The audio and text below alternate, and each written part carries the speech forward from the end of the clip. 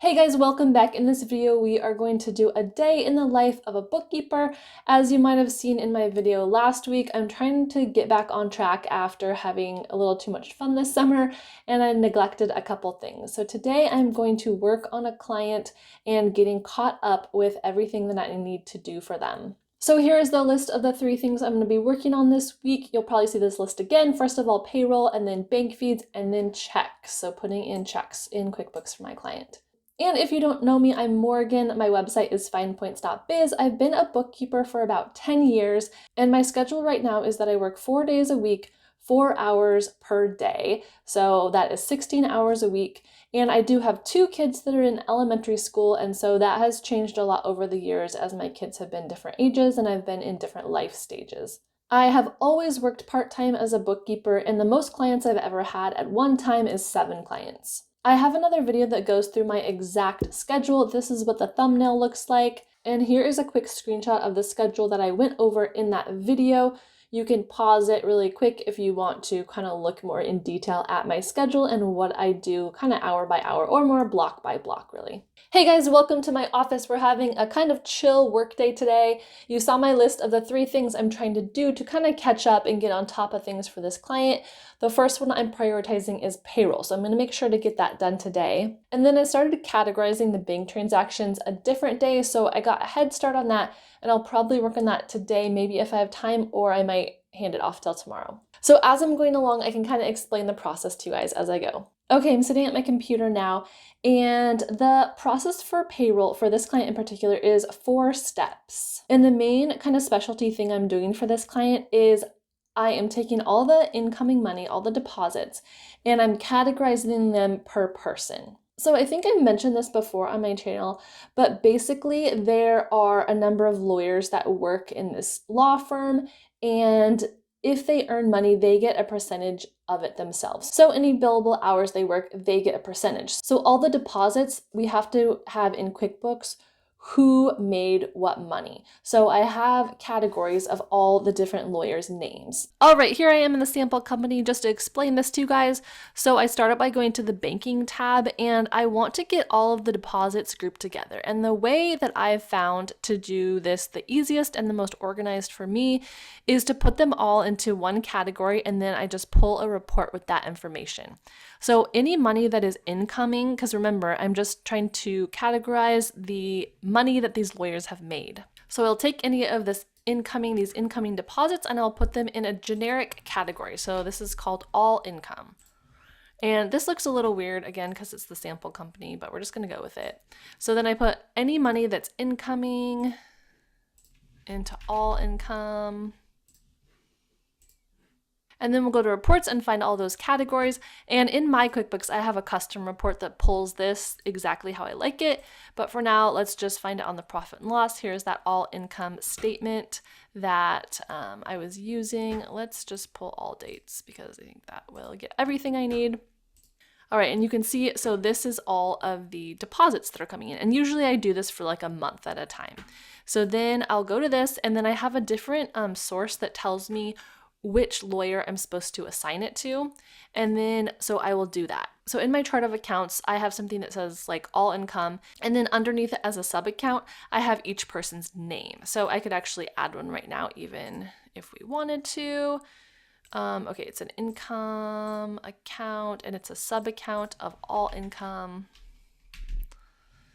And I want to call it Joe Smith because Joe Smith is the one that needs to get credit for making this money.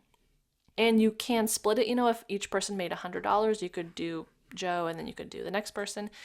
So I would save all of these. So after I categorize all of these to Joe, to Samantha, to Sylvia, then I would pull the report again, and it would have each person's information. And at that point, I export it into an Excel document, and then at that point, I am able to work with the data in Excel. All right, so this is what the data looks like when it is downloaded from Excel. So this is a category of one of the lawyers' names. I blocked out her name. You can see in addition to her salary, each month she earns a little bit of extra money. So in January, she, earned $3,000. So that was credited to her in her payroll. So what I do is I grab the date and the amount of money that the person made that month, And then I copy it into a different pre-made spreadsheet that has some calculations that need to be done. And it's a little bit complicated, but sometimes there are minuses taken out if there is expenses, or some people get different percentages of the money that they earned.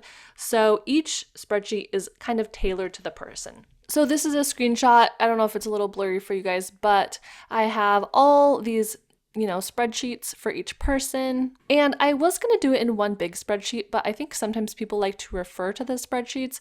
And so I didn't want them to be able to see everyone's different information. But I'll show you inside this new attorney one so you can see kind of what it looks like. So it has each month across the top, and then I made it so that I can just copy and paste from that other spreadsheet I mentioned. And then it'll do some different calculations, and then it gives me the total that I am supposed to put in Gusto Payroll. So that is my next step. So my next step is that I sign into Gusto Payroll, and then in there I'm able to put the total for each person into their commission column. So when I'm running payroll, there is an area that has commission, and so I add those numbers into the payroll document. Okay, so not sure how confusing that was. Basically, the 4 steps are, first of all, I sort the deposits in the banking tab, put them all in one category. Number 2, I actually categorize things depending on the person in QuickBooks. Number 3, I put it into a spreadsheet to do more calculations.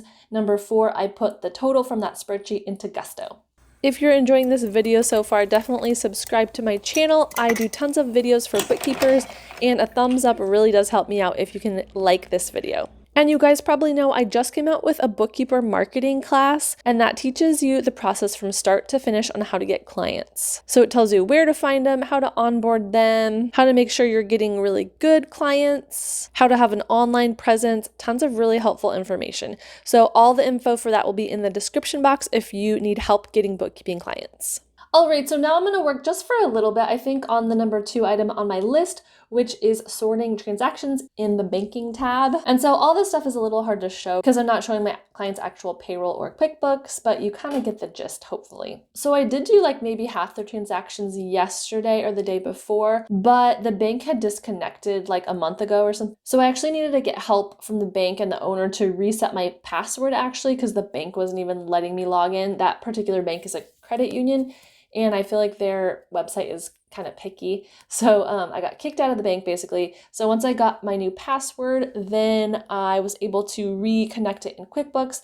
And so now I'm going to go in and categorize the rest of the transactions in there. And another task that has to do with bank transactions is any transactions that I don't know what they are, I send a list to my client. I stick them in the Ask My Accountant tab or category, I should say, and then I send them a list. And I feel like there was kind of a lot this time just because I was a little bit behind.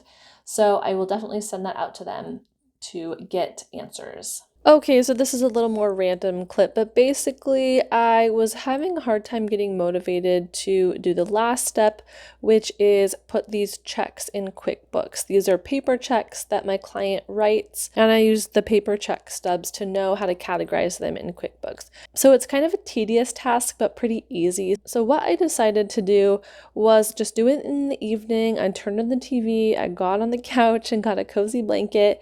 My husband was working on putting the kids to bed, so I just did a little bit of cozy work with the TV as kind of a distraction / buddy. Like, it kind of actually helps me focus sometimes if I have something to kind of distract my brain from a tedious task. So like I said, in this particular case, we actually have paper check stubs, which is not my favorite, but I've got them to pay a lot more things online, and so they don't write too many checks each month. But like I said, I was behind, so it's going to take me probably a couple hours, maybe an hour and a half to do this. And the main thing for this is just figuring out what it is. So for some reason, they write checks for postage a lot.